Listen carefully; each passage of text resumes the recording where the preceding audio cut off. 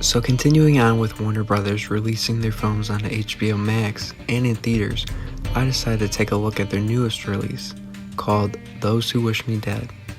Hey, I'm Brandon, aka Agent Mushu 3445, and welcome back to another rapid fire mini review.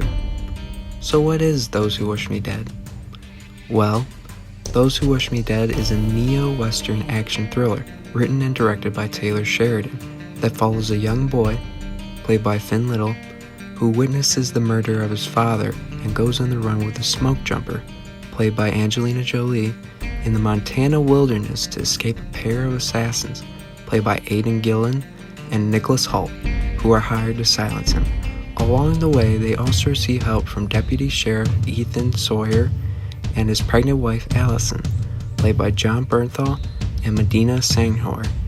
But will it be enough to escape the clutches of these mercenaries? And what do they want with this boy in the first place? So what did I think of Those Who Wish Me Dead? Well, while I appreciate the fact that Taylor Sheridan chose to practically shoot and utilize the Montana wilderness to the best of his ability, the movie ultimately came up short for me. And this is coming from Taylor Sheridan, who has written and directed Wind River and written Hell or High Water, Sicario, and its sequel, Sicario de la Soldado. But don't worry, this movie is nowhere near as bad as the latest Tom Clancy movie that was recently dropped on Amazon Prime, of which he shares a writing credit on. That movie is a completely different story since it had been in development hell since the 90s. Anyways, I think the biggest problem with this movie is that the characters lack a lot of depth. What I mean is that beyond their basic motivations and characteristics, we don't really know that much about these characters. For instance, Angelina Jolie's character Hannah constantly suffers from PTSD after failing to rescue 3 young campers and a fellow smoke jumper from a forest fire. And beyond that, and seeing her hang out with other smoke jumpers and firemen at a promotional picnic, we don't really know much about her.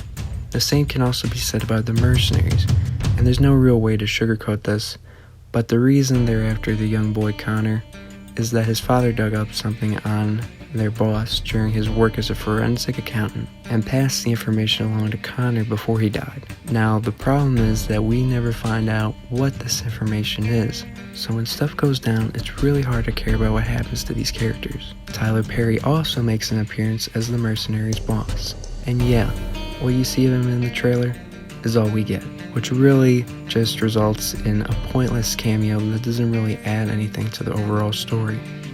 Honestly, I thought that Finn Little gave the best performance as Connor, but I wish that we would have spent more time with him and Hannah so that their journey together felt more worthwhile in the end. So it goes without saying that I found Those Who Wish Me Dead to be a disappointing movie, since I expected more out of Taylor Sheridan based on his previous body of work, which is why I'm going to give Those Who Wish Me Dead a 5 out of 10.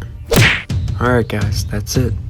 Let me know down in the comments what you thought about Those Who Wish Me Dead. If you guys like this video, feel free to hit the thumbs up button and subscribe for more awesome content like this. Thanks for watching, and I'll catch you on the next one. That's a wrap.